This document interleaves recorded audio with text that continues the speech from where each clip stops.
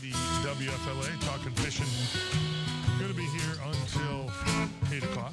Unfortunately, only till 8 o'clock. You do such a good job of that, my friend. Our weather report will be interesting this morning. Yes, I'm all queued up with the weather report, and I know how sometimes Mike's always worried about me being too lengthy and verbose with my weather reports, but today I practiced ahead of time. I had a lot of time to prepare for today's weather report, so hopefully you're sitting down, you're ready.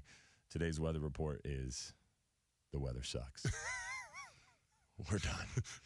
That weather report is brought to you by Reese Windows Indoors. It's bad. It's ugly, It's bro. bad. It's like one of those things like that redneck weather thing where it's like if the rope is wet, it's raining kind of thing. Well, if the rope is gone, that's what's happening this weekend.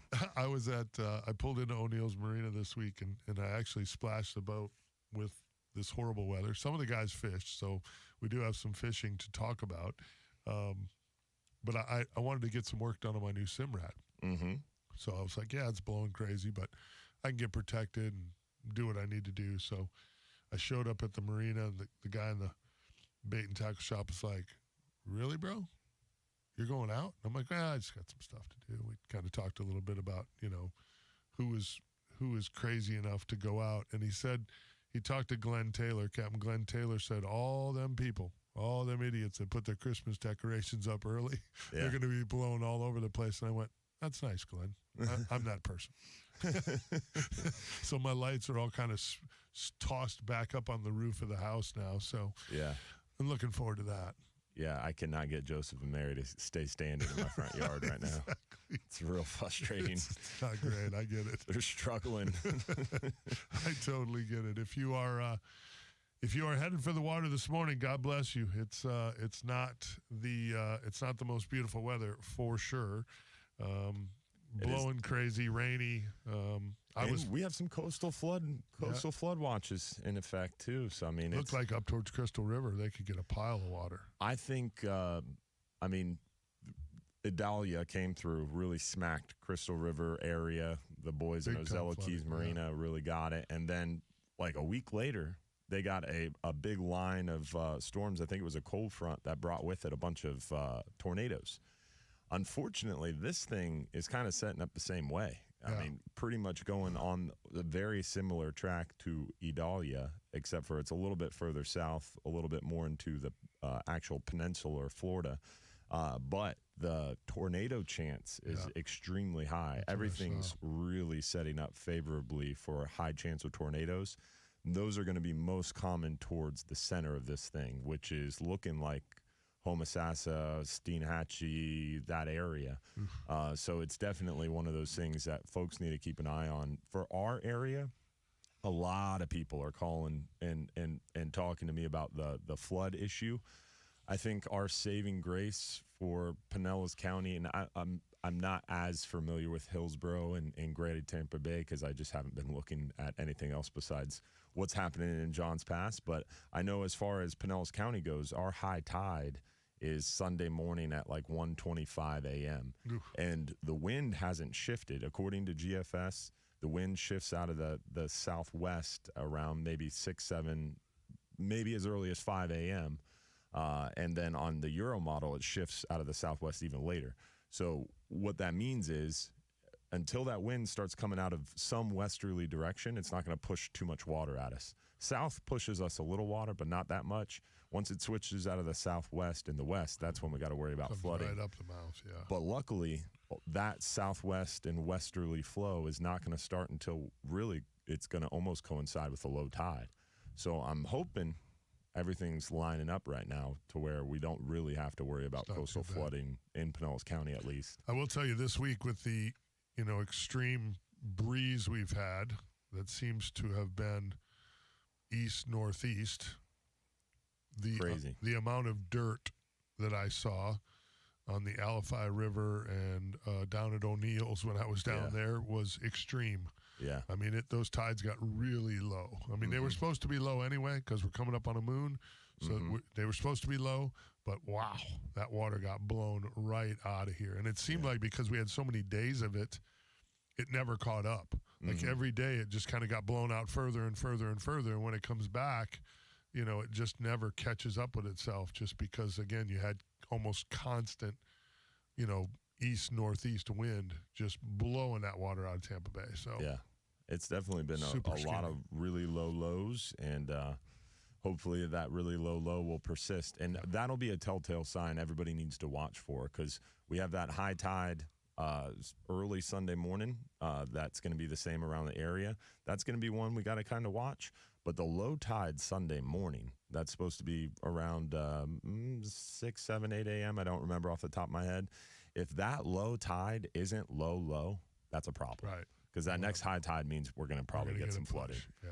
So Sunday morning, if you wake up and the water's not low, that's going to be a big warning sign. Throw the red flags. Yeah. Hopefully you're not headed for the water today. I don't recommend it. It's just not going to be good out there. You know, maybe tuck under a bridge and do some sheep's head fishing. Yeah, today. there's stuff you can do for sure. The intercoastal and just, you know, fishing dock lines and things like that. But again, you got NFL games on today. Christmas is right around the corner. I'm sure you got plenty of things to go do besides beat yourself up on the water.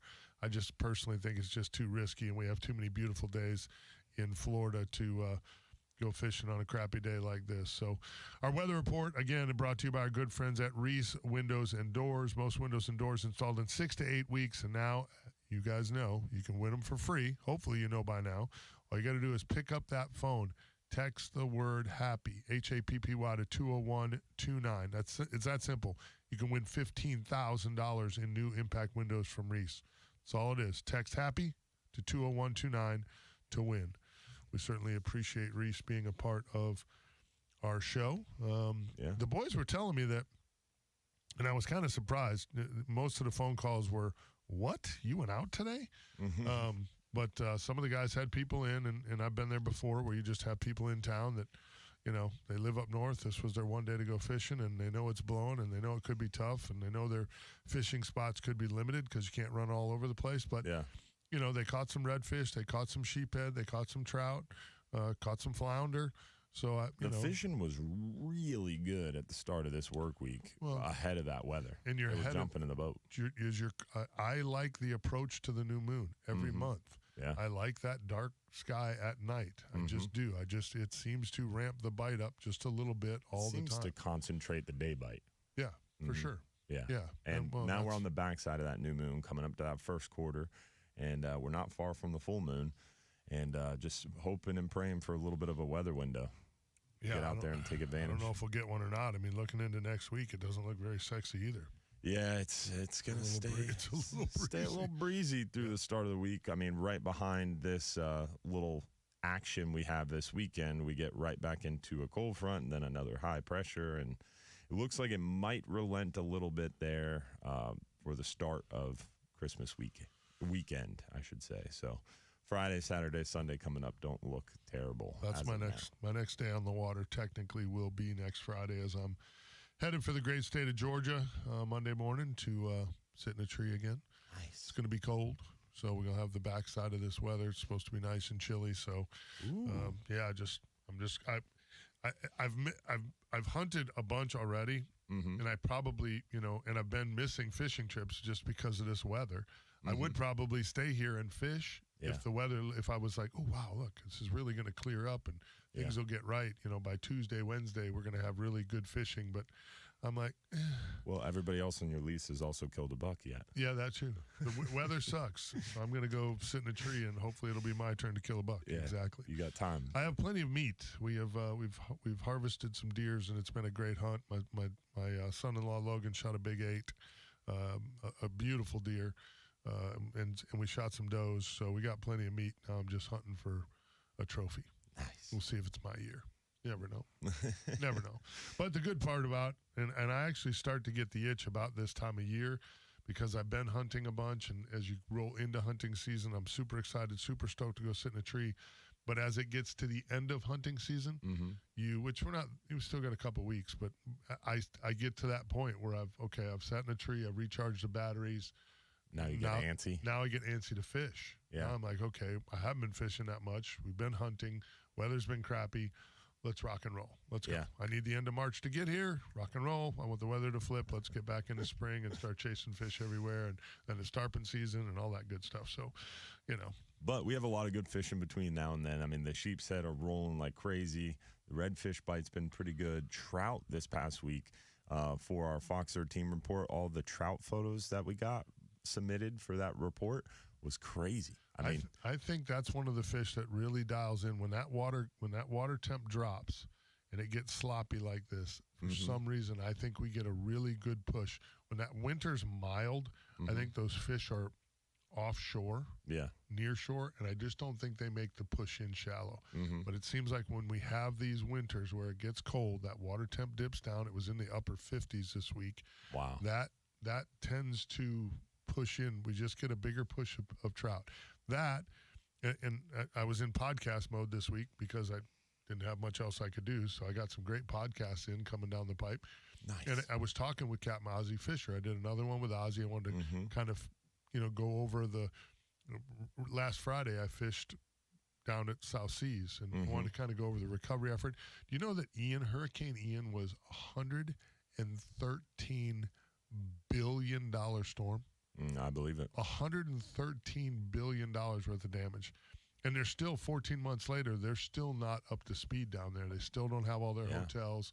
The fishing is phenomenal. I mean, I was on one of the best trout bites I have been on in years, maybe over a decade. And that's why, I mean, it's our red grouper fishery, for example, we had that quota overage according to the data, but I mean, 30-40% of the fleet didn't even fish. Right. Because a lot of the guys in Fort Myers, Naples, even as far north as Venice, I mean, they are hurting. Yes. The industry is bleeding down there. A lot of people went out of business just because there are no hotels, there are no visitors, there's not enough logistics in place to support a tourism-based business. Right.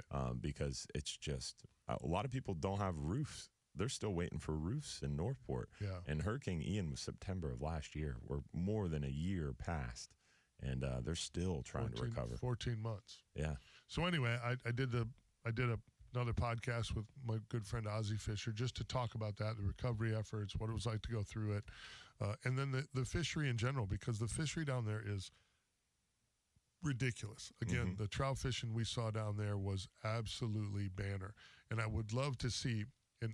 He spoke specifically, and I think two things have been really influential down there. Is one, obviously we haven't had, knock on wood, the R word has been a little less temperamental here for just a bit. So that helps. Yeah. And then the fact that they stayed closed longer than we did.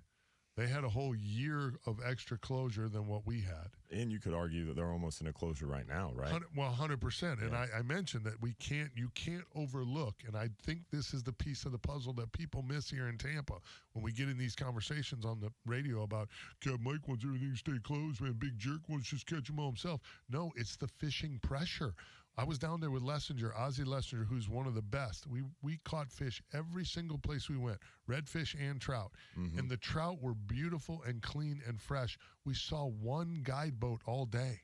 Yeah, I mean, I think that speaks volumes. The lack of pressure down there right now is really helping that estuary. In a true catch and release only fishery, there's still pressure. There's still catch and release mortality. Even if you're the perfect fisherman and you know how to hold the fish right, you've got all the tools, you're not even touching the fish, you're taking extra care of them, there's still a huge mortality rate from predators on release, on predators while they're on the line. There's mortality from just getting hooked improperly. I mean, those especially deep with sets. speckled trout. Yeah, I mean, there's a lot of mortality involved with catch and release fishing. So I think the reduction in pressure is huge. I agree. And again, I think that has to be added into the equation, and that's the one piece that we don't seem to always add into the equation here properly, in my opinion, is that we get so much pressure here. And it's nobody's fault. I'm not poking fingers at anybody. I'm not saying it's not the guide's fault. It's not the recreational guy. It's not the commercial guy. Everybody's estuary. And you could argue there's a lot of people using it. And to me, it's like if you went catch and release only in Tampa Bay, you almost train the predators, right? A dolphin is going to soon catch on that those guide boats mean free meals because we're going to constantly be discarding trout left and right. They're already tuned into that. Cormorants, sharks. They're already tuned. Whereas in an estuary where they're used to those fish coming on the boat and not going back in the water, they're going to be less apt to stay around. I've spent a lot of time in Louisiana. Yeah. And you talk to a Louisiana guide, they laugh at you. Yeah. They don't educate their fish. Mm-hmm. When they stick them with a hook, they go in the cooler. They don't educate them. No such thing as dolphin problems in Louisiana. one of the very funniest things ever. So first time I went and filmed down there in Venice, stayed at this great fin and feather lodge. Guys really, really took good care of us. So the first day. Wait. Fin and feather lodge? So duck hunting and fishing? Yeah. That's cool. I've never heard that term. Yeah, the duck hunting. Fin and feather. Duck hunting's great there. Well, that was the name of the lodge. That was the guy's, the name of his lodge.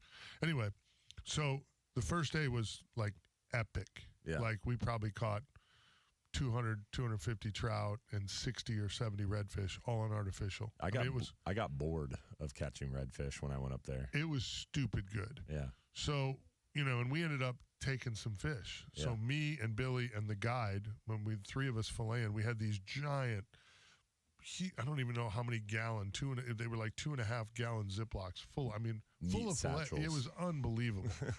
And of course, the camera guys were all stoked because they don't normally get fish like that and all that. So we're supposed to film the next day. Mm-hmm. So wake up in the morning and I'm like, hey, dude, we don't need to keep any fish. Like, I didn't plan on keeping all that. Like, I'm going to be giving fish away for a week. Mm-hmm. And he was like, really? You sure? I'm like, yeah. Let's just film them and release them. Put them back in your estuary. He's like, I don't know how to do that. Yeah, he was fine with it. But no one told the guy, the other Louisiana captain that was running the camera boat. So the funny part is we had a banner day, another 60 redfish, another 150 trout, whatever it was, just ridiculous. The camera guys are catching them. I mean, you can't put all them fish on film. It's impossible. So we get back to the lodge and pop a top on a beer, and we're all sitting around the big round table just kind of chilling, and the Cajuns are setting up our meal, and it was just a fantastic trip. And the camera guy from the camera boat, he looks at me and goes, dude, y'all were killing that, Captain. I'm like, what do you mean? He's like, dude, every time you guys would show one of them big redfish to the camera and you'd slide it back in the water, he'd hit me on the arm and go, what was wrong with that fish? There was nothing wrong with that fish. Why didn't they put it in the box? That fish was perfectly good. I don't understand why they just let that fish go. That fish was legal. I don't know what they're doing over there. He's like, dude, you had him so messed up because the Cajuns just don't do that. Yeah. Like they don't. Like they're like, that fish goes in the box. And that pressure and that's changing. Oh, it's changing that estuary. It's changing. Well, well, now it's changing big time with the regulations just severely got cut in Louisiana. Dude, they needed, in my opinion, they needed to get cut. The amount of fish you could keep over there was ridiculous. Yeah. So now it's going to hurt it. Well, it's again, it goes back to the effort conversation. Everybody started going up there to meet fish, and now it's become a destination for meat fishermen. Yes. And now they're having to cut back the regulations. And they've lost so much estuary there. Yeah, they have a huge problem with the dirt moving and changing the marsh grasses. Especially with hurricane after hurricane after hurricane after hurricane. I mean, when I was there, I was just there filming last year with Mike Frenette, who's the Redfish Lodge. His Redfish Lodge is one of the original lodges at Venice Marina. I mean, he's an OG. He's like Scott Moore. I mean, he's that guy. And he was like, Mike, where we have water here, this was all marsh. Yeah, it's all gone. And I mean, you couldn't see marsh. Marsh was 400 or 500 yards from us. I mean, it was crazy. Unbelievable. And it used to be dry land there. It used to be all marsh and cattails and all that stuff you see on all the crazy. So anyway, there's our first segment. Hopefully you guys enjoyed that. Phone lines are open here, 1-800-969-9352. And don't go anywhere because we got something great to poke the bear with. Oh, boy, here he goes. Don't forget, if you're looking for a roof, and if you're looking for a roof now with all this rain coming, God help you, but if it's shingle, metal, tile, or flat roof, Affordable Roofing Systems, they're the ones you need to call. They're the best. They're the best. May God help you. They did. I'm telling you, it's too late. But they can get you taken care of next week. 1-888-397-ROOF. Get you a free estimate or visit them online at affordableroofingflorida.com. We'll be back.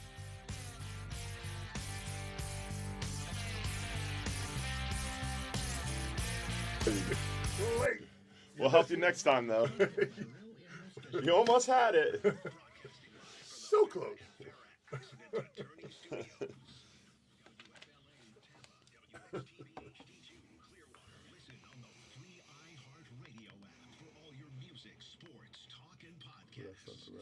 Why is it not the right time? Morning, Paul, Delica, Gary. Morning, Steven, Jeff, Robert Riggs. They're like, where y'all been? Started a little late. Van Hubbard, good morning. Captain Rick Gross, good morning. Oh, Mother Hubbard. Big O. Captain Jerry Rathy. Butch, what's up, man?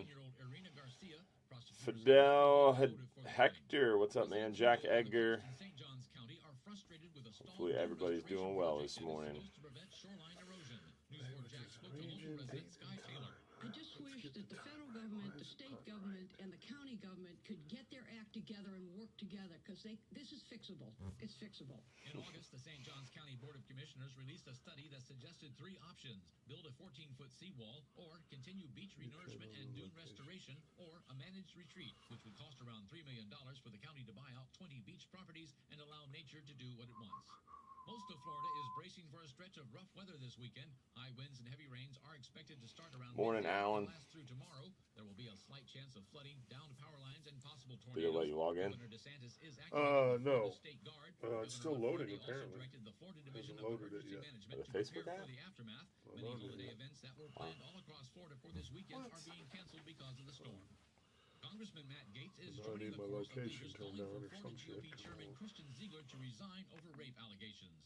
The Florida Republican told NBC News the There you GOP go. would be better served with a different leadership, adding that it's time to move on and pick a new leader. Let's turn it Ziegler on. is accused Phone of raping number a or woman in email. Sarasota It's in Amander. October. Other Florida politicians have also called for Ziegler to resign, including Governor DeSantis. With Florida's News, I'm Tim Adkins.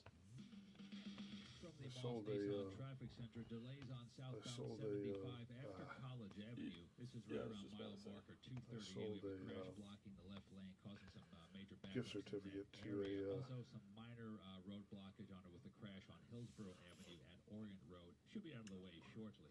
No other major problems on either side of the Bay Area. Checking out 19 now north of Clearwater to Palm Harbor into Pasco, looking good in both directions. All the Bay Area big bridges are also checking clear. I'm Pat Largo, News Radio WFLA. There's no numbers. There's no numbers. Join us Monday morning at 5 on the Ryan No. Norman Show. On News Radio WFLA. what do you mean there's no numbers? There's no numbers. This morning starts out with It's some just that. isolated showers. Eventually, those showers Your Instagram will get and your heavier as we head to Facebook. the afternoon. Thunderstorms are likely, 100% chance of rain for everyone, and maybe an isolated severe Hold on, it's still storm trying to as log we in. head to the evening and overnight hours of your Saturday. It's going to be a windy and gusty day. Wind gusts up to 30 to even 40 miles per hour. High temperatures around 70. Severe weather threat, and the rain tapers off Sunday morning, and a much nicer week That's ahead. probably But what it it will was. be chilly. I'm Max Offender 8 meteorologist Eric Stone. Could be. Details released about a tragic mistake. I'm Paul Stevens, Fox News. President Biden has been briefed about an Israeli military operation that killed 3 hostages being held in Gaza. Soldiers mistaken Boom, baby. hostages held by Hamas in Gaza City, the Israeli Defense Forces said in a statement. White House National Security Change that in your notes. Yeah. Yeah. What the fuck? Your Instagram password was the same. how the operation unfolded. I don't think that we can necessarily make some sort of broad judgment about the specific My circumstances. Instagram one was the same. Are and you what sure? that says about Positive. the ability for them to I used be it the other day. more surgical and more precise. See, my Instagram's coming up this way. Sullivan met this week with Israeli leadership and discussed Unless you changed it. lower I don't know. intensity operations at the White House. Jared Halpern, Fox News. Meantime, tension being reported between the president and vice president over the humanitarian crisis in Gaza. It sounds like President Biden, Vice President Morning, Deke Darcy, Kathy Smith, Paul, who ordered this wind. It wasn't us. I can guarantee you that. For sure not. Morning, Brian, Dan, Tim. for the humanitarian damage in Gaza, where Israel is locked in a bloody and prolonged battle with Hamas, according to 3 people You know what's not familiar on here? with Harris's comments. President Joe Biden is What? among the officials Harris has urged to Is show Israel more in? sensitivity to Palestinian civilians, these people said. Fox's Peter Ducey at the White House. Matthew Perry's cause of death was due to, quote, acute effects of ketamine, unquote. That's according to the LA County Medical Examiner. Perry reportedly received ketamine infusion therapy for depression and anxiety. The Friends star had previously had struggles, of course, with opioid addiction. Perry died in October. His body found in a hot tub in his home. He was America's listening to Fox News. Lithium batteries are lighter, longer lasting, and more powerful than ever. If you're looking to make a change, check out my friends at Abyss Battery, a Florida-based company that is revolutionizing the lithium battery game. Abyss Battery offers smaller case sizes. You get it figured out? No. Where is Real Animals? They offer proprietary software and design construction. Quite frankly, Shouldn't there be a...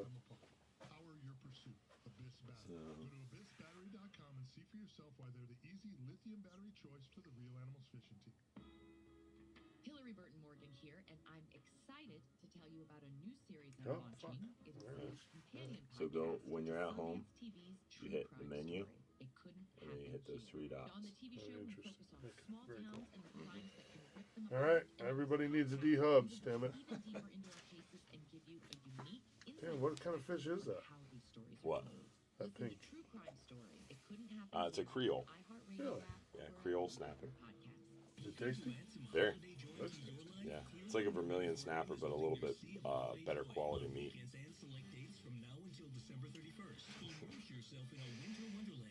Gene Hammond said the kids are teaching the old people how to use social media. Gene, pipe down.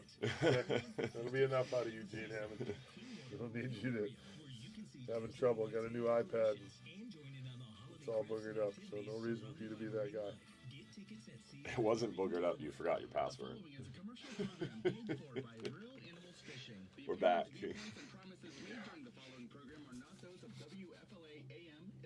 Management or parent company, iHeartMedia Incorporated.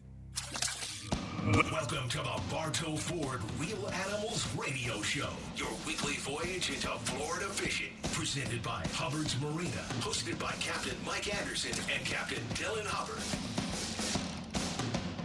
As we approach the new year here, I would like everyone to know, as our good friend Gene Hammond so politely pointed out during the break there, because of our live feed on the Real Animals Facebook page and the Hubbard's Facebook page, that everyone, and I mean everyone, needs a D-Hubs, okay? Everyone should go get you a D-Hubs. It's one of the best things I've done here for myself lately, because it just keeps everything... Got your back, man. Oh, yeah, dude, it's unbelievable. I mean, I take some serious abuse for it, because apparently I am nothing in this world is free. I am the object of much fodder from my brother Dylan here, but that's okay because apparently it's well deserved. So I am completely technically. It's funny, like when you go to the AT&T store or whatever mobile provider you have, you always see that like person in the corner who's like got this distressed look on their face. They just got a new iPhone and their whole world is coming crashing down because something didn't transfer. They trying to struggle to remember a password for this account. That's what I envision. 100%. He got a new iPad and he's like, oh no, what do I do? Very accurate. That is very accurate. Yeah. I've been messing with this iPad for like 3 days. Yeah, I got you. I'm like, and it's funny because even my wife, who's fairly technically that was qualified, a big compliment. Yeah, this she morning. was like, I don't know, just wait till you see Dylan. and Georgia, our Georgia Peach was gone. She was at work, so otherwise we could have probably dropped it in Georgia's lap and she would have figured it out. Yeah. But, anyway, our Rachel girl, she figures that stuff out too for us sometimes. But persistence, that's all it is. Practice. Listen, practice pays off. You know what? The good news is you can take that little. There's a little box on your taxes that says working with the handicap. You can just check that box because you, my friend, are working with the handicap. Got it. Yeah. I'll talk to my CPA after let this. them know. Yeah, let them know that there's a little savings there for you. Hey, you know what time it is though?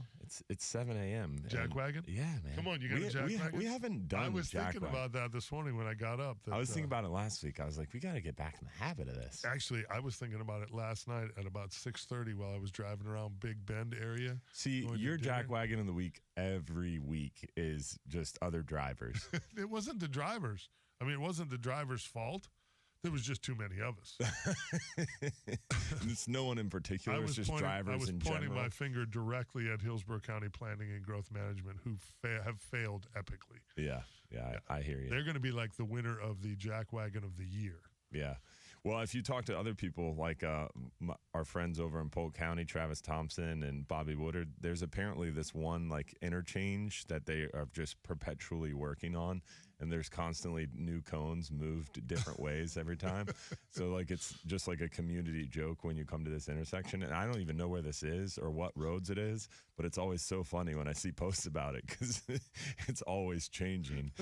It's so funny how we can't keep up with the growth, man. No, we cannot keep up with the growth. But what is yours? Because you seem awfully smiley over there. So we have a couple exciting things going on right now. One I've been working on for about 5 or 6 years. It's kind of coming to fruition that I want to talk about. And the other thing that's Jack Wagon of the Week-ish. It definitely ish. We have an ish now. Yeah. It's a good thing. It's a bad thing. It's Jack Wagon-ish. So red snapper, everybody's favorite buzzword if you're an offshore fisherman. They are working right now on a red snapper stock assessment. And this is the first red snapper stock assessment since the Great Red Snapper Count. And it was supposed to be inclusive of Great Red Snapper Count data. And basically, an hour and a half conversation boiled down to a few minutes here.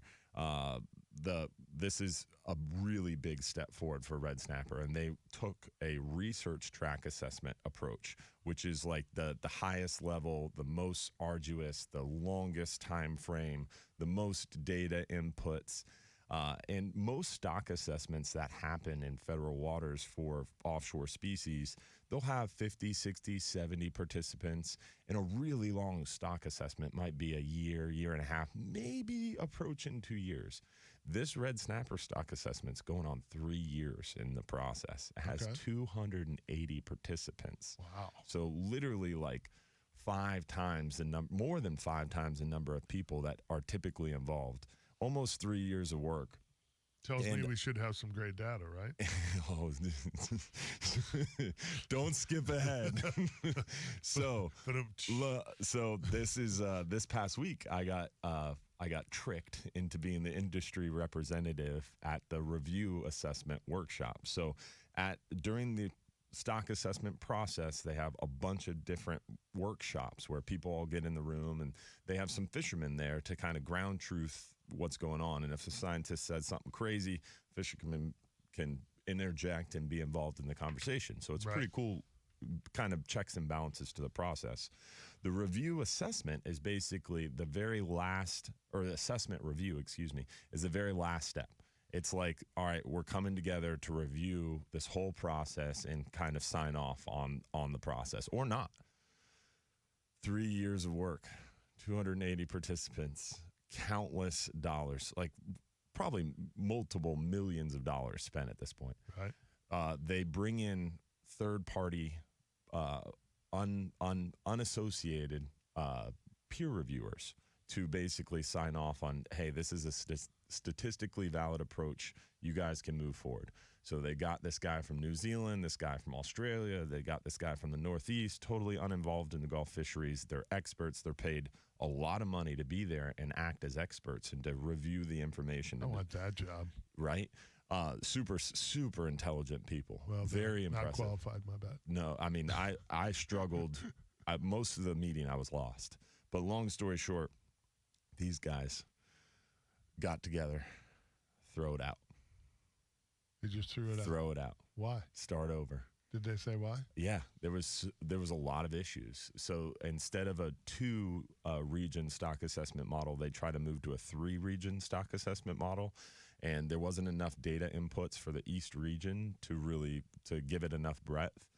There was a problem with the Great Red Snapper Count, trying to force that data into the stock assessment. There was a lot of unknowns, especially in the age and growth tables. There was a lot of questions about the discard numbers in the commercial and recreational fleet because it's self-reported data. There was a lot of issues with MREP FES and the questions surrounding the uncertainties there. So there was so many questions involved in the data inputs to the model. These third-party peer reviewers said, no, this isn't going to work. You can't move forward with this model. Throw it out. And long story short. So who's the jackwagon? Is it the reviewers or is it the people that put it together? Because you said it was jackwagon-ish, so who gets the jackwagon? The jackwagon-ish, I think, is the fact that we just spent 3 years and millions of dollars on this process to just throw away all this work and start fresh. So I'm going to be the uneducated college dummy. Okay. Take it away, but then I'm going to add the good part, the good news. Oh, there's good news? Yeah. Okay. Well, let's just review let's review the ignorance where we of it are all. now. Yeah. So you didn't do this before? Why wouldn't you get some of these guys involved before to make sure that your plan is good before you do this? It's like building a house and then going back to the plans afterward and went, oh, God, we forgot to put that beam in there that supports the whole roof. So it's kind of like building a house. The third-party peer reviewers are involved throughout the process, but the problem is, like, when you build a house, right, you have the lumber, you have the nails, the screws, all the stuff laid out, and you're like, this looks like it could build a house. And then someone comes in with the set of plans, and they try to build the house, and then an inspector comes by and says, no, y'all screwed this up. Tear it down and rebuild it. But that's why the plans are first. Yeah. It's not that simple in stock assessment modeling, unfortunately. Okay, but am I just a dummy that thinks it should be? Like we should put the plan together before we spend the money on the rest of it and the time. Mm-hmm. We should have a firm plan in place that's going to give us all the answers we're looking for. In a benchmark assessment, in different stock assessment models, that's possible. In a research track assessment model, it's similar to the analogy that Ryan Rendon used from the Gulf Council is really helpful. It's a research track assessment is like building a brand new model car. It's like the first time they ever built an F-150. There's no such thing as an F-150. They're drawing the plans. They're deciding what the frame looks like. They're building a brand new car from the ground up. So it's not something that you really know where you're going when you start. When you start, you're like, oh, we're going to invent something new. So they invent a new model process. So it's not something that you can really set up from the. Whereas like something like a benchmark assessment, it's kind of more like a health check, like you're going to the auto body shop and they're going to do an oil change and rotate your tires. The car's already there. You're not reinventing the wheel. You're just checking up on the car, you know? Interesting. So it's just a different model approach. Now, the good news of this whole process is the fact that I think it's going to really make the science community look hard at the way we do stock assessment modeling. And I think they're going to have to boil down and simplify the stock assessment model. That was kind of the third-party peer reviewers' suggestion, is come up with a more simplified model. We needed the epic fail to get them to reset how. Well, this is the third failure. This is the third time they've tried a research track assessment. They tried it for triggerfish. Early on, they quit. They tried it for scamp. It fell flat on its face. Now they've tried it for red snapper, and it's epically failed. So I think 3 strikes, you're out. The conversation around the table was essentially, hey, these research track assessments don't work. We need to simplify the model. And what a lot of the conversations center around, like we talked about a few weeks ago on this show, is how they're using AI now to process computer images that used to take 18, 20 months to process. And the reason science lags so far behind what we see on the water is it takes so much time to process a lot of this data, and then it has to be peer reviewed. Whereas if we remove the human element and we have these automated processes in place where computer modeling is doing the checks and the balances, things can be a lot more real time. And if we simplify stock assessment models and we remove a lot of the human element and a lot of the work behind coordinating meetings and having in-person scheduled meetings, and we remove the fact that we have to notify meetings, you can really constrict that timeline down. And then we could potentially do more stock assessments more frequently. The fact that we only do stock assessments on red snapper every 5 years is inexcusable to me. So where if we simplify that and we do it more frequently, that's a big win. I'm going to put a shout out here to our good friends at Relentless Perpetual Edge Knives, the world's first self-sharpening knife that sharpens as it cuts. Ultra hard carbide, never rust titanium blade, true grit glass, reinforced ABS handle on a knife that is perfectly balanced. There's 5 great models to choose from. If you're looking for a great Christmas gift, I'm telling you, this is a dandy. Anyone who gets one of these that fillets a bunch of fish will be thrilled. Go BestKnivesUSA.com and get your knife today. We'll be back, 970 WFLA. Hi, I'm Benny Jr. with Bartow Ford. Everyone has heard me speak about going the wrong way. But let me be clear, the wrong way... Yeah, it was pretty interesting.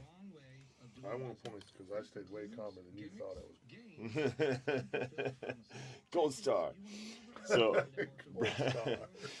Brian Pugh said, does that mean you think all the stock assessments on prior stock assessments on other species are flawed? That's not what I was intending to say or interpret. What they tried to do with red snapper and scamp that failed was an entirely new process. They tried to reinvent a new model and totally start from the ground up and build a new model, and that failed. So previous stock assessments for red snapper, if anything, were proven very, very statistically valid and very, very not flawed, because the Great Red Snapper Count was a $12 million survey process that covered 2 years on red snapper only. And it proved that the federal stock assessment in areas fished was almost exactly right. Like the Great Red Snapper Count and the federal stock assessment almost perfectly agreed with one another. One thing that the Great Red Snapper Count captured, because it was the first ever approach and a very unique way of studying the fish, is it found all these fish in uncharacterized bottom. But the federal stock assessment wouldn't have captured that, because the whole entire survey budget of the Southeast Fisheries Science Center for every species is $12 million, and they are split between 3 different councils. This was a $12 million research project on one fish in one council area, the Gulf. So the fact that it found something unique kind of speaks for itself, right? It should have. If they didn't find something unique, it would have been a waste of $12 million. So it enabled fisheries science to advance a lot further and come up with new technologies and new approaches that are going to continue to help improve our fisheries. So I think overall, the outcome is positive. It's just going to take a lot of time for us to realize those benefits. Frustrating. Yeah, I get it.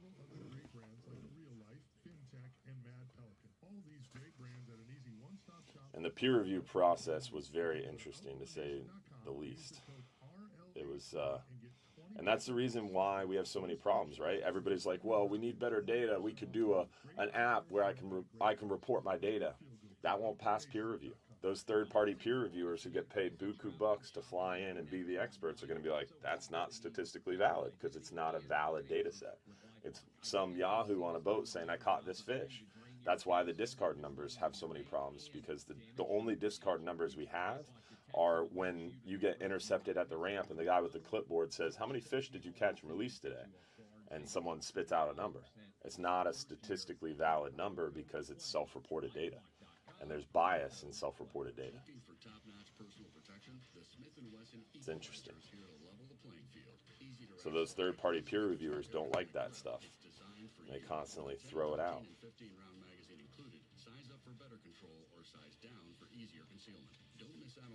Is this a gun commercial? Visit your local dealer now. To learn more about the equalizer, visit smith-wesson.com. Yeah, that's awesome. Yeah.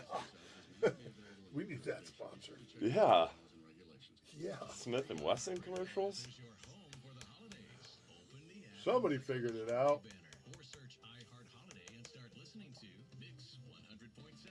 I got a new Christensen 7 mag. Yeah. Yeah, Patriot Arm hooked it all up for me. I'm all screwed up. One of my staff members at work got a new red dot sight, and the one thing I haven't messed with on all my firearms are optics, because I'm not a hunter. It's all. Now I'm all screwed up in the head. I don't want to go down that path. I got a new Glock. Oh yeah. 19, the Gen 5. Yeah, it's nice.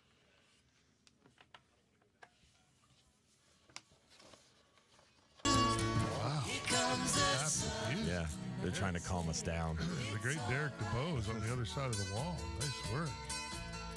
Right after the jackwagon of the week, here comes the sun. It's beautiful. The clouds are departing. Now we got the good news I talked about earlier. Hang on. Let's put a shout out here quick to our good friends at Ace Heating and Cooling. For over 20 years now, Ace Heating and Cooling has been a name you can trust in heating and air conditioning business in Hillsborough County. Chris Myers and his guys service all brands, do residential and commercial repairs, maintenance, and full replacements.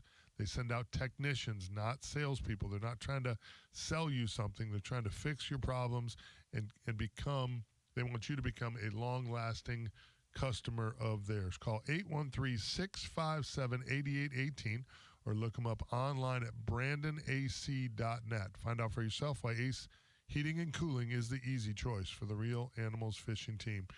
Chris Myers is a great guy. He's an angler. He was in studio here with us not long ago. We'll have him in here again soon. Just great people. So easy choice. brandonac.net. Bartow Ford, Real Animals Fishing Conversation. Remember, January 23rd, that Tuesday, we're going to be there, 6 to 8 p.m. Silver Ring Cafe doing the food, Ingle Coolers, Bull Bay Rods, and the great Captain Danny Allen from Beyond the Surface TV will be my guest. You've seen him many times if you've caught a Real Animals TV episode. Great angler, fantastic red fisherman, big snook fisherman, just all around one of the better anglers I know. A really good friend of mine. Going to be a fun night. January 23rd out at Bartow Ford. Let's try to rattle through a few calls. People have been waiting here for a while. Let's do our safe boating tip. Let's get our Milwaukee Tool safe boating tip in here. Old Captain Jim's been on a while. Jim, we got about 3 minutes, dog. Talk to me. All right, let's talk about an old saying about boating. If you haven't been aground, you haven't been around. Amen. Or you're just lying, or it hadn't happened yet. It's going to happen sometime. Running aground while, traveling at a high rate of speed can not only damage the boat, but also damage you and or your passengers. We do not want that to happen. Knowing your environment, following the channels, paying attention is the best way to prevent running aground. If you're going into an unfamiliar area tomorrow, study the area tonight or today. Between real life charts, if anybody ever has one anymore, and your chart plotter, and the color of the water and what's underneath it will keep you out of the out of the shallows. Now, yeah, we hate it if we hurt our boat or we hurt our people, but you're also killing the seagrass. And if you don't want to get Dylan and Mike up on their high horse and get that become wagon of the week, stay out of the seagrass. You leave a sediment trail behind, you dig up the grass, you're killing little critters down there, and you're just doing a lot of harm. So for God's sake, if you do run aground, get out of the boat or back out the same way you came in. If you're really stuck, get out of that boat. Do not run the engine while somebody's behind the boat pushing. We have somebody hurt every year that way. So for God's sake, use a little common sense when you're doing that. It's hysterical. So anyway, guys, pay attention. Stay out of the shallows. For the Coast Guard Auxiliary in St. Pete, Jim Fogle. Be safe out there, guys. Jim, you and Ruth have a great Christmas. All right, my friend? Thanks, buddy. Thank you. Back at you. And hello, Captain Gene. I'm out. All right, buddy. Good stuff. So he should add to the end of his sign-off. It's like he says, Captain Jim from Coast Guard Auxiliary. He should add, don't be a jackwagon. Yeah, he should. He should get that put in there, no doubt. Don't be on the jackwagon list. We've got Donald in Lutz up on the other side. We've also got the great Captain Van Hubbard is going to join us as well. Hopefully we'll hear from you guys. Phone lines are open. 1-800-969-9352. Light them up. We'll be back.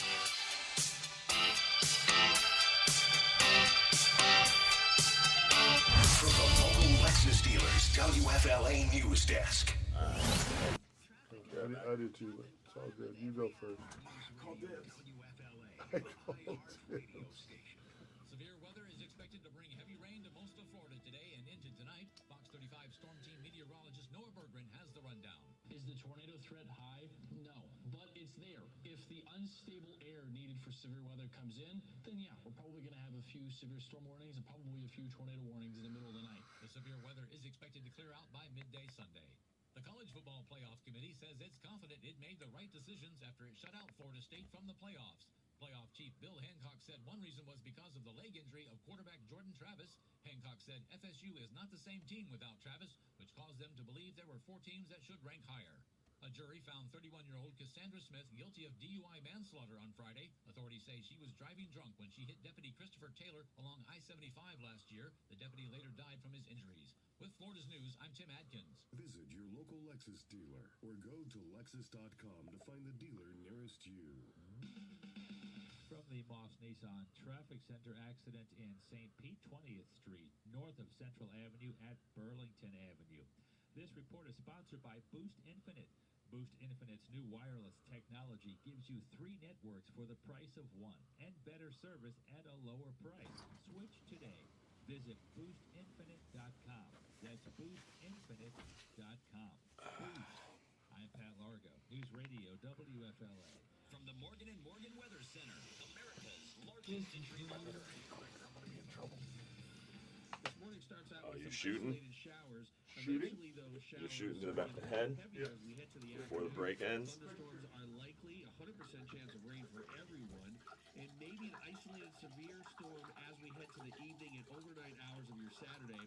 It's going to be a windy and gusty day, wind gusts up to 30 to even 40 miles per hour. High temperatures around 70. Severe weather threat and the rain tapers off Sunday morning and a much nicer week ahead, but it will be chilly. I'm Max Offender 8 meteorologist Eric Stone. This report is sponsored by Discover. If you like using debit over credit, shouldn't you also get rewarded? Well, now you can with Discover Cashback Debit. It's a checking account that rewards everyone with cash everyday purchases with no fees, period. Change his iPad back? What do you mean? Oh, like log him out? No. Because he's just going to make me log him back in. That would be funny, though, Gene.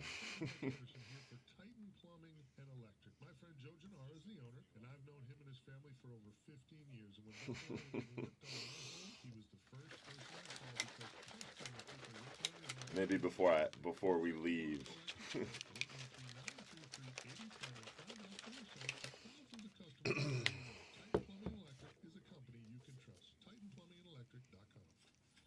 Sick of paying $100 for groceries and getting nothing but eggs, orange juice, and a paper bag? Apple cider cleanser. Ew. I used to do the apple cider vinegar stuff, but now it's a lot of that's lame, so it's just water and then this protein shake. Gonna go to the gym after this. Bong water. Bong water. Yeah. What are you mixing in there? It's just protein powder and some greens and some reds. So a little bit of vitamins, minerals, a lot of protein.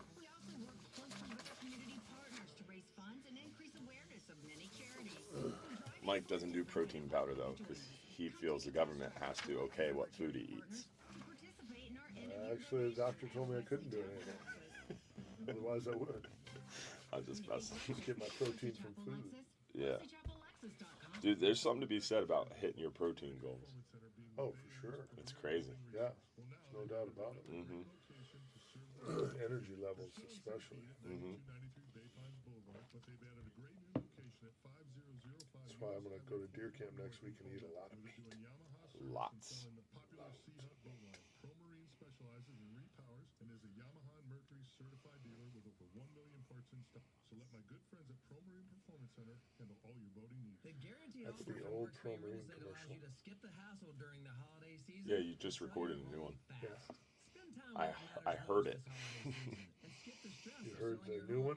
Yeah, you recorded it on Sunday when I was listening to it. You recorded it on break, didn't you? Are the strongest in the industry, so you can sell your home stress-free, make the most money, and move when you're ready. What our clients, Kaylin said, we weren't planning on selling our home, but our They're family's so needs terrible changed. We sold our home for at substantially freaking more than managing we the paid, spots, and we were which able is to what we Yeah. do as a company here. I don't get it. Don't worry about the hassle of constant cleaning and making costly repairs with the guarantee. When we get through some of these calls, I would like to take like maybe 2 or 3 minutes to talk about this this red tide thing coming up. Satisfied clients, and I know what matters most: a quick sale and maximum profit. Run through what? Your guaranteed offer would be Red tide. the council is using their ETC, their Environmental Technical Committee, to evaluate red tide. And it's interesting how they're approaching it. Okay. Yeah, we've only got Van and Don right now. Call 1-800-BERNETTI. We're ready. Painful Lake and Clearwater, Sarasota. Something that I've been working towards for many, many years might come to fruition, because the council, I mean, I don't want to talk about it too much, not on the air, but basically the council doesn't manage red tide. And so every time you bring it up, it's like, oh, we don't manage that. We have nothing to do with that. But now, because of this Environmental Technical Committee, they are trying to handle environmental issues that might be affecting the fishery. And I don't know how you can avoid it. in the Gulf wide, though, red tide it's not really one, because it's such a small, minute feature of the Gulf wide estuary, right? But they have to start somewhere, so they want to start small, and that because this is so geographically located, there's already a lot of research behind it. But basically, it's going to give us a huge budget. It's going to be pretty cool.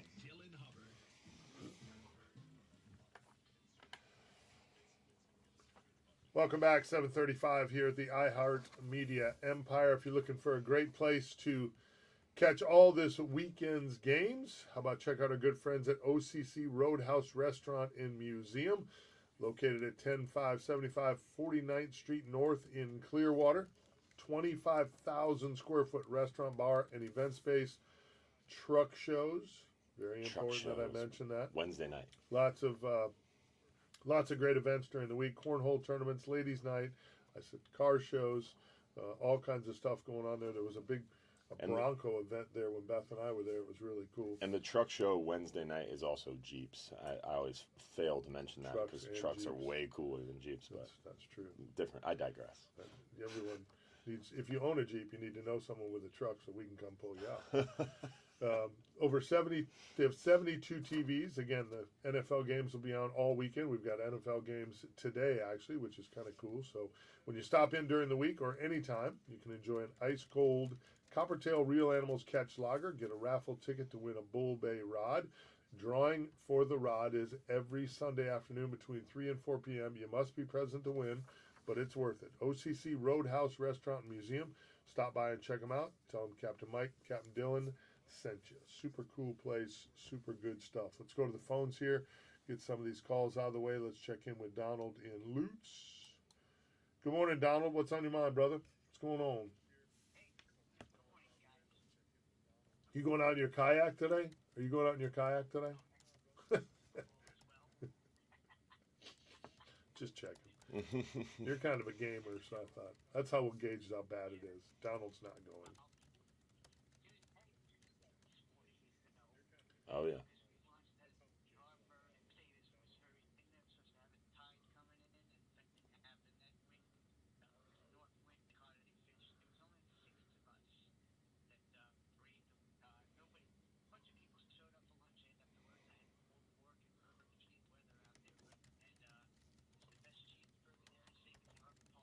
Nice.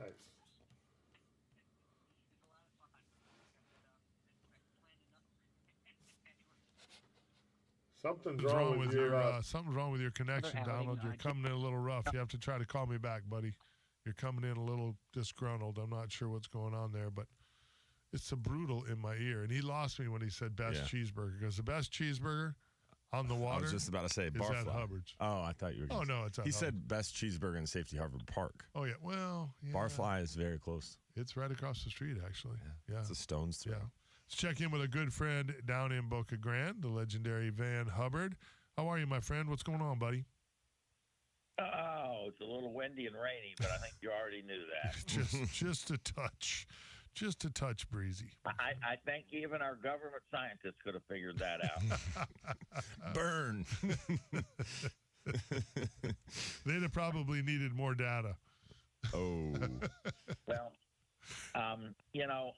seriously, God bless you for staying on top of this stuff, Dylan. And Mike and I are trying to have patience with it. I have an expression, don't attempt to apply logic and reasoning to government solid actions, because they just don't seem to work out.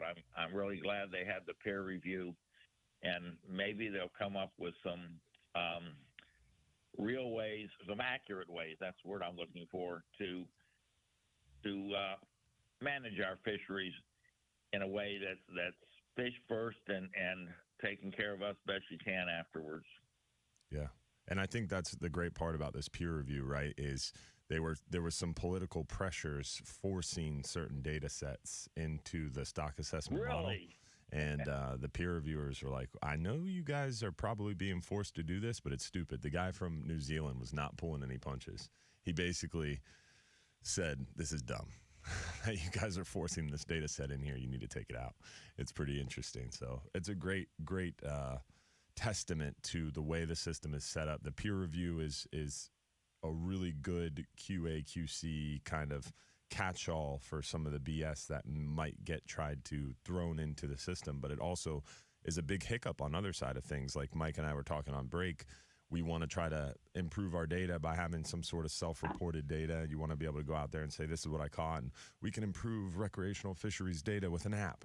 Well, that's all well and good, and the intention behind it is great, but the third-party peer review process would throw that information out because it's not validated. So the need for validation on data is a catch-22. We want valid data that's rock solid that we can count on, but at the same time, that means it has to be validated. So if we want to do a catch reporting system, a certain percentage of those catch reports, if there's 10 people with an app saying this is what I caught every day, a certain percentage of those people have to see law enforcement at the end of their trip, and that law enforcement has to verify what was caught, or there needs to be some sort of like vessel monitoring system that's monitoring these 10 people and validating that they actually are doing the trips they say they are doing in the app. So there's a lot of other methodologies behind it, but we have to come up with a way to validate the data so it passes that peer review. Absolutely. It's a crazy world. Otherwise, things are going pretty good. There's been a few fish around when we've been able to get out, but I'm just glad I'm not in Dylan's shoes with all those boats to try to support and keep going. At least you're getting caught up on plenty of preventative maintenance. Yeah, it's one way to look at it. Especially them offshore guys, no doubt about it. Van, have a great Christmas, buddy. Good to hear your voice as always. We're looking forward to an amazing new year with your reports coming in and all that good stuff. So keep us in the know down there, all right? Look forward to seeing you guys in the new year. Merry Christmas. Thanks. Be safe. Thanks, partner. Good stuff right there. Love hearing that guy's voice. Again, I will never forget being down in Boca Grande and being when he drove by me the first time in that dark red 23 Dorado. I was like, that's Van Hubbard. That's Van Hubbard. That's Van Hubbard. That's the guy. Yeah. Awesome. It's good stuff. Let's check back in with Donald and Lutz. Donald, let's see if you sound any better here, kiddo.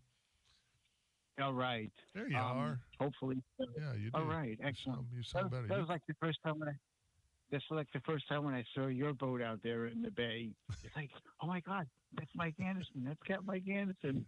We got to get you out more. That's all there is to it. We just got to get you out more, buddy. There's levels to everything. But we had a good turnout for lunch, and like I said, with the cheeseburgers and pulled pork, a lot of fun. But I planned another outing, Fort DeSoto, right by the just right after the Tampa Bay watch on January 13th, about 8 a.m. Hopefully they won't have any wind. Should be some good tides coming in, so hopefully that'll be a good day, January 13th. Anybody wants to join us, I'll be grilling again. So it's going to be a lot of fun. Very cool. I'm really enjoying, what I started. Just getting people out there. Had a new guy show up. This guy Bill with a kayak. He hasn't been kayaking in a very long time, and he came out with us, and so that was very cool. We had a new person come out, so it was a lot of fun. Very cool. That's awesome. Well, good job, buddy. Good stuff. Merry Christmas to you and the family, bro. And again, we're looking forward to a fantastic 2024 right around the corner. Absolutely. Yes, sir. Yep, and God bless us all. And like Tiny Tim said, God bless us, everyone. Amen. Amen. All right, brother. We appreciate you, D. Have a great holiday, buddy. We'll talk to you soon. You too, buddy. All right, okay, brothers. Take care, guys. Appreciate you, buddy. Good stuff right there. So passionate about the kayaking. Yeah, fishing world. It's just fantastic. If you're looking for another great idea for the holidays, maybe the angler in your life, check out the world's first power-supplied trolling motor quick-release bracket. It's called the Power Puck. Eliminates the need for an exterior power plug, which snags lines, corrodes, and really is just kind of an eyesore up on your deck there, clutters up the deck. Go to powerpucks.com, PWRPUX.com. Find out for yourself why so many of the pros are making the switch to Power Pucks. I'm getting probably at least a text, maybe 2 a week from the pros here just in Tampa Bay that are like, hey, we're hearing this Power Pucks thing. What's the deal? I'm fixing to make the change. Talk to me. And I absolutely love it. I'll have one on the I've got one on the 26 Contender Bay. I'm going to have one on the new 18 KO, which is coming my way here soon. We're putting the pieces together for that. Got the new power pole move for it. The nice little bitty the little bitty power pole that goes on the back, because we're going to be fishing skinny. You don't need a 10-footer on the back of one of those bad boys. So very cool. The new Simrad's on order through our good friends at Pro Marine. So pretty excited about being able to get a little skinny in the new KO boat. What? It just you and a skiff doesn't add up in my brain. Oh, I don't know. I don't get it. Why? I know when I get on a skiff that it doesn't look right. I think it matters which skiff you get on. Okay. The KO did. Maybe that was that's what I was looking for. I was looking for a boat that I could actually walk on the gunnels and not flip the thing. Okay. Because some of them are just super narrow, and they're elite skiffs that get super skinny. KOs are really, really nice boats. Oh, it's a great boat. It's Beautiful. a great. Well, I really like the big ones. There's a lot of them out there. Yeah, they go up to like 27. Well, now the KO, the big boat KOs and the skiffs are 2 different companies. Oh, okay. They've split up. Oh, okay. So, and was part of my wish was to work with a skiff company who didn't have a bay boat, because I'm very tied to my Contender's pretty awesome. Yeah, it's a pretty sick boat. My new one is absolutely ridiculous. So when I got on the KO with Jacob, I was really, really impressed with the way, because Jacob's not a little guy either. He's not as big a guy as I am, but he's not a little guy. And the 2 of us on that boat, I was able to just go from my seat in the center of the boat straight up to the casting platform in the front. And the lower unit didn't come out of the water. Exactly. It wasn't real shake and bake. It was. I was really impressed. He pulled me up, super skinny over at Weeden Island, and I'm looking forward to some skinny time on the water. It'll be fun. I've been wanting to get this skinny water boat forever. I've been playing with it and searching and trying to figure it out. Are you going to take clients? No, I'm not gonna guide out of it. Okay. I'm not gonna guide. I was about to say you're gonna have to institute like a weight limit. Yeah, no, I won't guide out of it. I may fish some of my clients who have become friends that him and I, may just go fishing on it. Yeah. It's like one person just only. To do different. Yeah, for sure. I'm actually looking forward to just pulling my wife around the flats and letting her sight fish. I mean, there's so much to be said for that. The opportunity to take it down to the glades. That seems like an acceptable addition to, like, me and you couldn't go in the skiff together, yes, but you and Beth could probably pull this off. Yes, we could, dude. Come on, man. 18-foot skiff, dude. You can put 3 people in there, no problem. All right. No, I mean, I had a 17-foot Carolina skiff. I like giving you a hard time, that's all. But, yeah, they do hold a lot of weight, You and I in surprisingly. a kayak, that's a whole different thing. Me in a kayak. That's but why even kayaks, man, and I would have said the same thing, but I had one of those Hobie Outbacks. Dude, I could stand up, walk around, cast in that thing. It's crazy, the flotation that they have. Especially, they're getting wider and wider. They're making some great strides in all of our avenues to get on the water. Yep. Again, great ideas for the angler on your list. Maybe he needs a kayak, she needs a kayak, or, accessories for the kayak. I mean, there's just so many great options here for sure. So we've got some good news coming up. Got one more segment left. Time flies when you're having fun. That went really quick. Yeah. It's like we know what we're doing. No, I can't do that. We'll wrap things up here on the other side. We'll be back, 970 WFLA.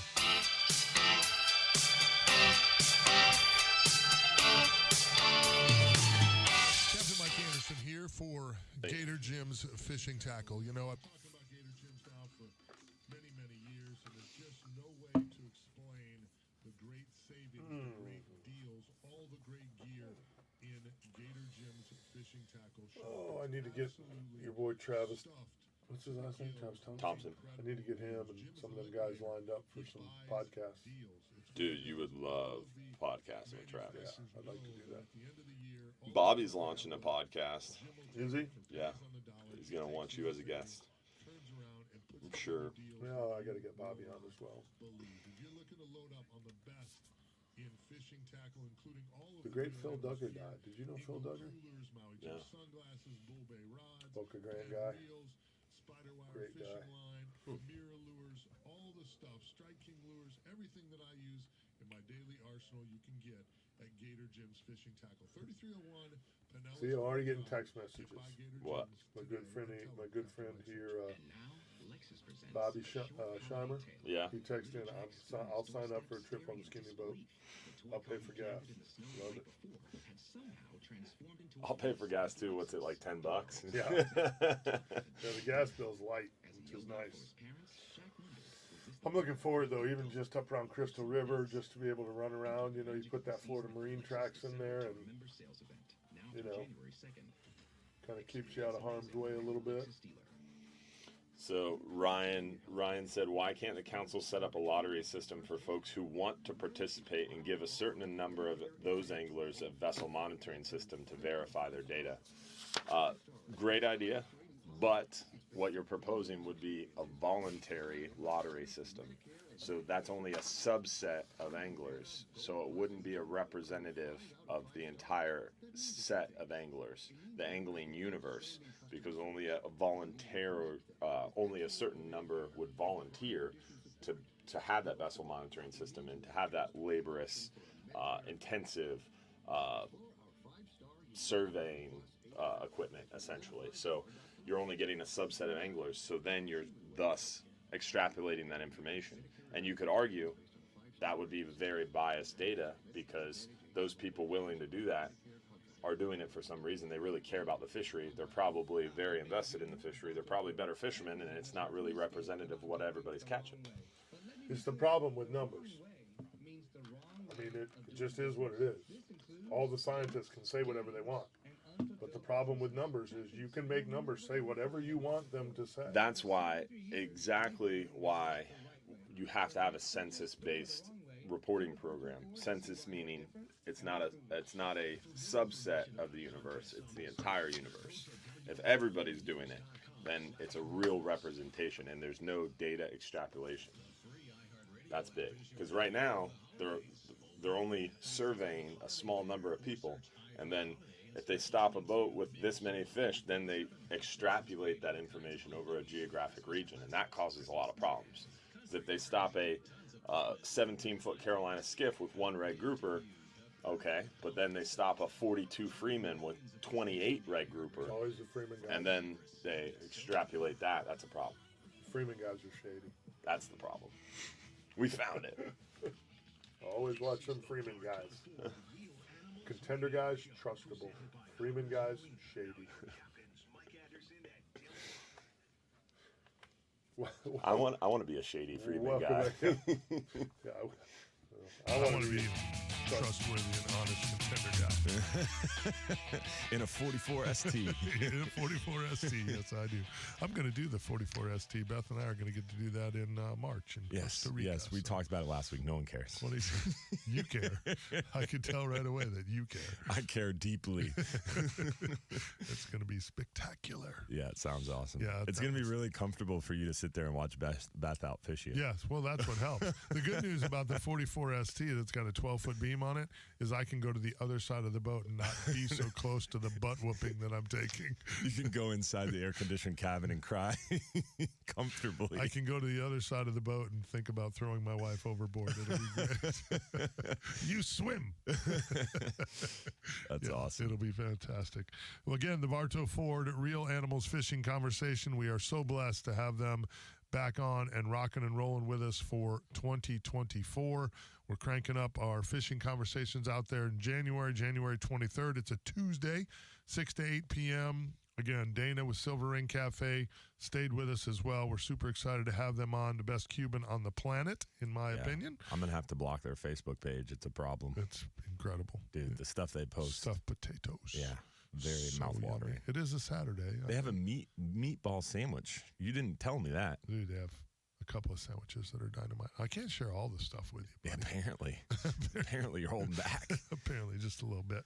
So do we have time for that good news real quick? Yeah, give us the good news. All right, so we talked about it earlier. The good news is something that the Florida Guides Association has been working on since I've been involved with the Florida Guides Association, was trying to have someone hold. We were kind of working through the FWC, but now it seems like the Gulf Council is going to do it. A clean water symposium, right? So the FWC has a snook symposium. They have a redfish symposium. The whole idea is they get everybody in the room that's involved with anything to do with that species of fish, and they all put their cards on the table, and they all work together and find out what overlapping fields of study they have, and they all combine information, and it's all a sit around the fire and sing Kumbaya and come together and work together to help the fish. Well, they've never done that with clean water, and there's all these different groups that have different specialties, whether it's Everglades restoration or spraying or this issue or that issue or this part of it, and they're all different microcosms, and we're all in our own silos, and no one communicates, and everybody's trying to get their name on things and fundraise, and they're not working together. So this clean water symposium or whatever it would be would force everybody into the room, force everybody to work together and open up some of those silos, and I think really advance the efforts. So long story short, the Gulf Council has this ETC directive, which is Environmental Technical Committee, and they've taken a bunch of scientists and a bunch of money and set it aside to look at some environmental factors that are affecting our Gulf-wide fishery. There's a lot of things they want to look at Gulf-wide, but first they have to set up kind of a structure on how they move forward. So they're all confused and not really sure how to move forward, and they're trying to build this new model, right? So we talked about how hard that was earlier in the show. So they want to start with something small, with a narrow geographic scope, something that already has a little bit of work done to it, and that was red tide. That vote passed. So they're going to move forward. The first step is red tide. Now, Gulf Council doesn't manage anything around red tide, but they're going to direct a lot of funds, a lot of effort, and a lot of money towards this red tide basic ETC. And it's going to be really, really interesting. And this clean water symposium is hopefully going to come out of that. So we're going to talk about that next week at a Gulf Council meeting, and it's going to be really interesting. So I'm super pumped. Good. We might get some really, really good forward momentum and some federal dollars towards our red tide research. Florida Guides Association is doing good things. I just heads up to all the guides out there listening. You should be a member. Mm-hmm. Got to put your 2 cents in there and get involved. Yeah, not very many members. Kind of sad. Yeah, it's really Florida-guides.com. You can become a member. It's great for your website. Yeah, it just needs the support.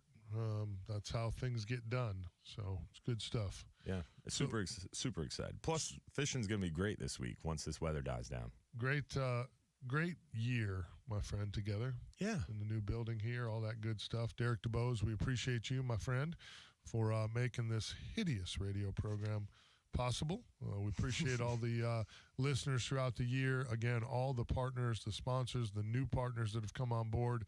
We can't thank all of you enough. We got Belfour USA as a new partner coming on our Sunday show. Going to talk about them tomorrow. Great property restoration company, great friends of mine for many, many, many years now.